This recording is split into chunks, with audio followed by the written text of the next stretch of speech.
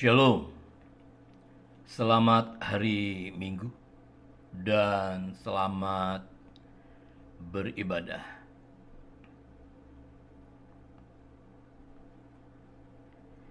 Adapun firman Tuhan pada hari ini adalah tentang motivator. Alasan saya berbicara tentang motivator karena akhir-akhir ini dunia medsos diramaikan dengan banyaknya bermunculan para motivator. Bak jamur di musim penghujan. Karena dikemas sedemikian rupa sehingga enak untuk didengarkan, asik untuk disimak, dan menarik untuk dilihat.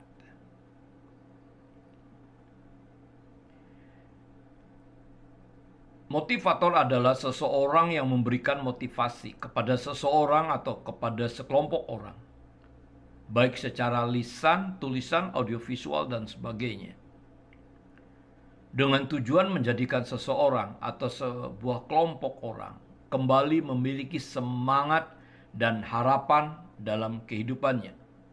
Itu baik. Sekali lagi, itu baik.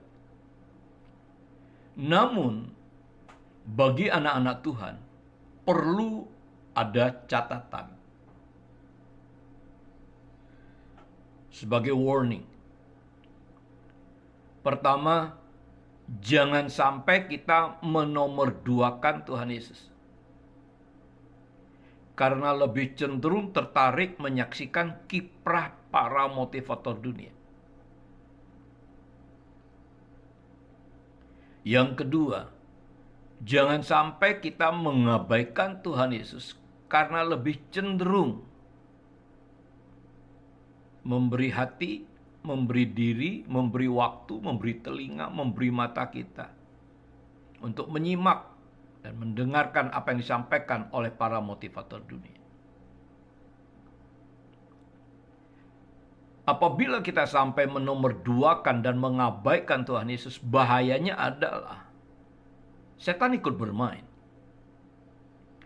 Setan akan bermain pada area di mana kita, pertama, acuh tak acuh terhadap apa yang dikatakan oleh Tuhan Yesus. Yang kedua, setan akan bermain pada area di mana kita tidak memberi hati kepada perkataan Tuhan Yesus.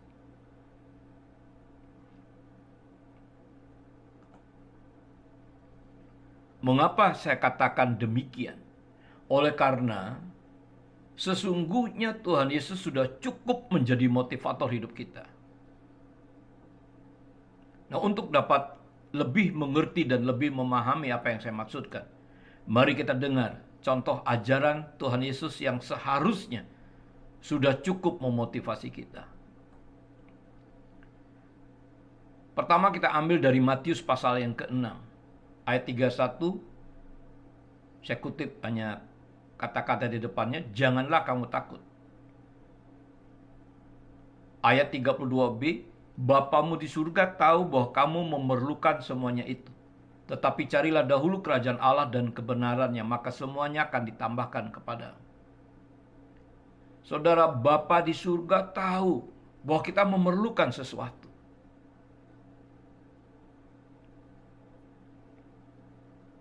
Kalau kita percaya apa yang dikatakan Tuhan Yesus. Kalau kita percaya apa yang tertulis di dalam kitab suci. Semestinya sudah cukup membuat kita tenang, tidak mudah putus pengharapan, tidak mudah patah semangat, dan tidak mudah patah arang. Karena Bapa Sorgawi tahu bahwa kita memerlukan sesuatu. Dan yang kedua, dalam Matius pasal yang ke-7, Tuhan Yesus membandingkan Bapa dunia dan Bapa Sorgawi. Dikatakan, kamu yang jahat di dunia ini tahu memberi yang baik kepada anak-anakmu. Kamu yang jahat di dunia ini. Kalau saya sedikit lebih perluas maknanya adalah, Bapa dunia itu bisa jahat, bisa error, bisa gendeng, bisa emosional, bisa tidak ngerti, dan bisa egois dan sebagainya, bahkan bisa melupakan anak-anaknya.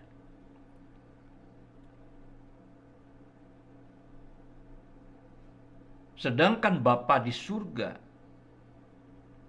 yang baik tentu memberi yang baik kepada kamu yang meminta kepadanya. Mestinya ini juga sudah cukup memotivasi kita bahwa setiap kita menghadapi masalah tentang kebutuhan, keperluan, dan sebagainya. Kalau Bapak di dunia saja tahu memberi yang baik, sedangkan penuh dengan keterbatasan dan bisa bersifat kedagingan, emosional, tidak mau tahu, tidak tanggung jawab, dan sebagainya, bisa memberi yang baik.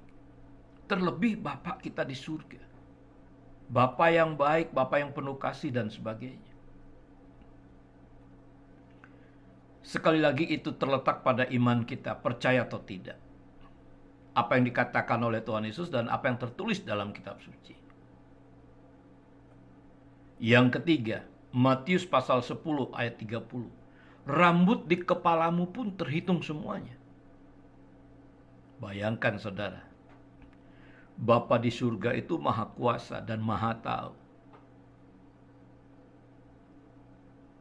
Ayat 31 mengatakan, jangan kamu takut, kamu lebih berharga daripada burung pipit. Kita ini berharga di hadapan Bapa Surgawi. Bapa di surga tahu bahwa kita memerlukan dan Dia baik dan Dia menghargai kita. Itu mestinya sudah cukup memotivasi kita. Nah, kata-kata Tuhan Yesus sudah cukup memotivasi kita untuk memiliki semangat hidup, hidup dalam ketenangan, serta hidup yang penuh pengharapan. Ingat ini baik-baik. Para motivator dunia memang menyampaikan kata-kata yang memotivasi agar kita kembali memiliki semangat dalam hidup ini. Itu baik. Tetapi setan sama sekali tidak takut akan apa yang disampaikan oleh para motivator dunia. Setan sama sekali tidak takut.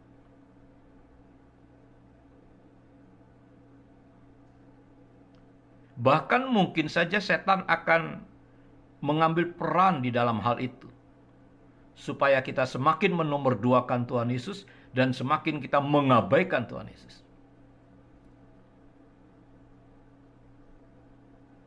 Sebab kata-kata motivasi mereka tidak akan pernah bisa menggantikan kata-kata Tuhan Yesus yang hidup dan benar dan berkuasa dan kuat dan lebih tajam daripada pedang bermata dua manapun.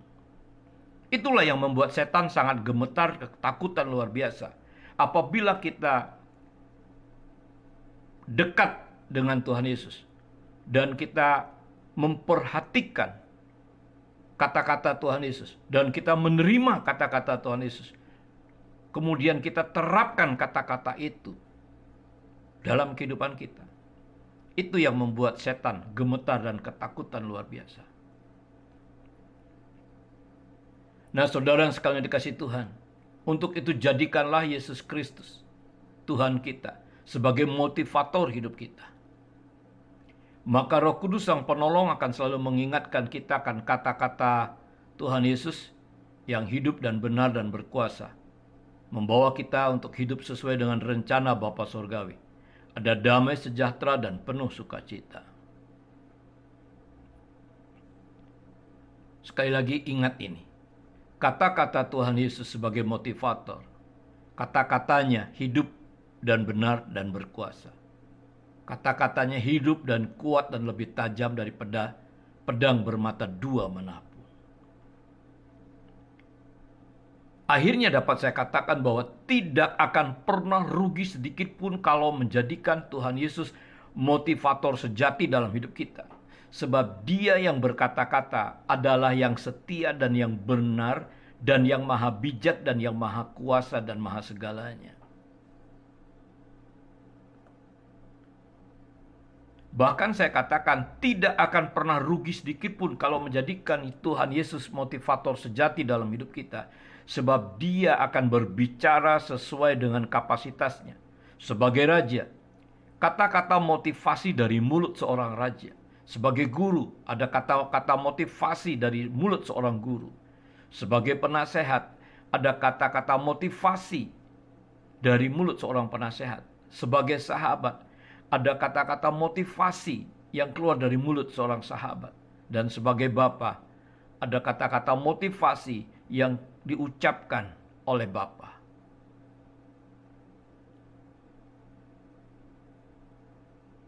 Sesungguhnya itu sudah cukup membuat kita mulai hari ini menjadikan Tuhan Yesus motivator sejati dalam hidup kita. Kapasitasnya luar biasa dalam segala hal. Dia mumpuni dan sanggup,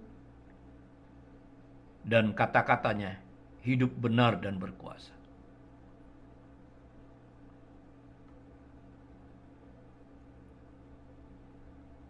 Mari kita berdoa. Ya Roh Kudus, terima kasih. Engkau telah mengingatkan kami agar menjadikan Tuhan Yesus sebagai motivator yang sejati dan yang utama dalam hidup kami. Karena kata-katanya hidup dan benar dan kuat dan berkuasa. Kami percaya dan kami sangat bersyukur Tuhan Yesus adalah motivator sejati bagi kami. Haleluya. Amin. Akhirnya saudara, ini yang ingin saya katakan. Yesus adalah motivator sejati dan utama dalam hidup kita. Maka percayalah, kita akan hidup dalam kedamaian dan ketenangan dan penuh sukacita dan hidup dalam pengharapan. Karena apa yang dikatakan oleh Tuhan Yesus itu benar, itu berkuasa, dan itu hidup. Dan dapat menjadi sebuah kenyataan yang dapat kita alami dalam keseharian. Sekali lagi tolong dicatat. Kata-kata para motivator dunia itu baik. Tetapi setan tidak pernah takut dengan kata-kata para motivator. Tetapi kata-kata Tuhan Yesus, sang motivator sejati hidup kita. Kata-katanya hidup, benar, dan berkuasa. Itulah yang membuat setan ketakutan dan gemetar luar biasa. Dengan kata lain, kalau kita mengaminkan, kalau kita menerima, dan kalau kita menerapkan kata-kata sang motivator sejati, maka setan akan jauh dari kehidupan kita.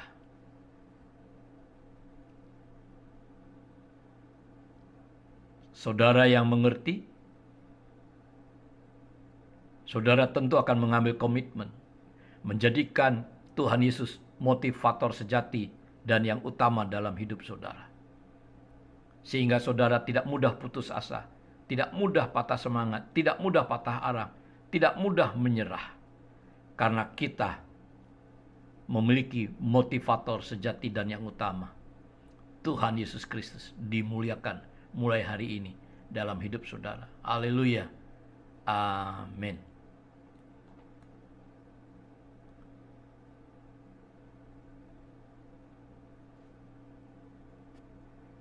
Selamat beraktivitas. Tuhan Yesus memberkati.